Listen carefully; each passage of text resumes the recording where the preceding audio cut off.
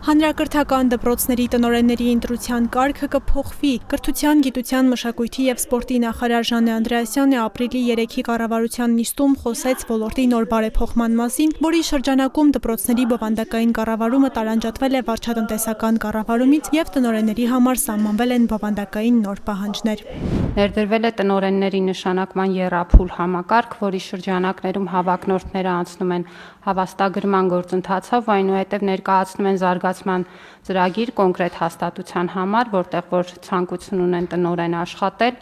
Զարգացման ծրագիրը անցնում է անկախ փորձաքննություն մրցույթով ընտրված կազմակերպության կողմից և վերջին փուլում հավակնորդը մասնակցում է հարցազրույցի, նախարարության և լիազոր մարմինների համատեղ հանձնաժողովում։ Նախարարի խոսքով 2023 թվականին ներդրված համակարգը բազում խնդիրներ է առաջացրել։ Մինչ այս պահը տնօրենի թափուր տեղ ունեցող 437 դպրոցից միայն 138-ում են տնօրեններ նշանակվել։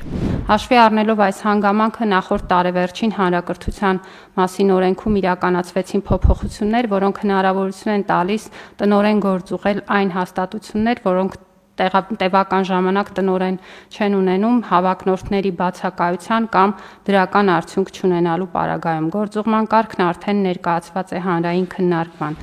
Այս համատեքստում վարչապետ Նիկոլ Փաշինյանն ընդգծեց, որ խորը կադրային ճգնաժամ առկա է գրեթե բոլոր ոլորտներում։ Անդրադառնալով վարորդական իրավունքի համատարած կեղծ լինելուն, գործադիրի ղեկավարը կարևորեց պարտադիր որակավորում անցնելը։ Գալիս է տարվա վերջում աղմուկը։ Այս ոստիկանությունը սաղ ձախողել են, այսքան վթար կա, այսքան զոհ կա։ Ոչ մեկ չի ասում, Ժողովուրդ ջան, իսկ մենք ավտո քշել գիտենք։ Դե եկեք գնանք բան անենք։ Հիմա կներեք, մենք որ տարբեր տեղերում ատեստավորում ենք անում, չէ, ճիշտ ենք անում։ Ուզում ենք որակավորումը ստուգենք։ Դե եկեք ասենք, դե որ ուրեմն մեր մոտ sense մեծ հանրային խնդրեմ է եւ այո անվտանգության խնդրեմ է, մեր երկրում վթարների մեծ քանակը եւ զոհերի մեծ թիվը, եկեք վարորդների ատեստավորում անենք։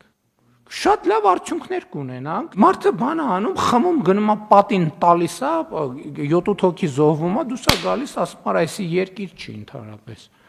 Այս ինչա զոհերի թիվը, այս ինչքան հասավ ստեղ։ Լավ, սենց չի լինի, Ժողովուրդ ջան։ Որովհետև եթե մեր պատասխանատվությունն է, ուրեմն պետք է փագենք, ասենք չեք քշում։ 2025 թվականի պետական բյուջեով կրթության, գիտության, մշակույթի և սպորտի նախարարությունը կապիտալ ծրագրերի իրականացման համար վերաբաշխում կանի 525 միլիոն դրամից ավելի գումարի չափով։ Նպատակը դպրոցների շենքային պայմանների բարելավման համար ֆինանսական միջոցներ հատկացնելն է։ Պետք է հիշեցնեմ, որ 300 դպրոցների ծրագրի շրջանակներում մենք ընտրել ենք նորոգման ենթակա 121 դպրոցներ, որոնցից 21-ում արդեն ընթանում են աշխատանքները, ընդ որում որպեսզի պարզ լինի, խոսքը այստեղ ամբողջապես նույն ստանդարտը միջավայրը կրթական ապահովելու մասին է, որում ներառված են անհրաժեշտ այնպիսի աշխատանքներ, ինչպես օրինակ սանհանգույցների, հատակի, տանիքի, ներքին հարդարման, ըստ անհրաժեշտության պատուհանների, եթե կան որոշ հարցեր ջեռուցման, կոյուղու հետ կապված լուսավորության, նաև տարածքի բարեկարգումը, որտեղ որ հնարավորությունները դպրոցի տարածքը ընձեռում է, նաև արտաքին մարզահրապարակներն են կառուցվում եւ այս աշխատանքները 121 դպրոցներում պլանավորված են, 21-ում արդեն իրականացվում են։ Փոխվարչապետ Տիգրան Խաչատրյանի համոզմամբ տարեվերջին մոտ 80-ից 100 նորոգված դպրոցներ պատրաստ կլինեն, իսկ 2026-27 ուսումնական տարում բոլոր դպրոցների դասապրոցեսները կկազմակերպվեն նոր միջավայրում։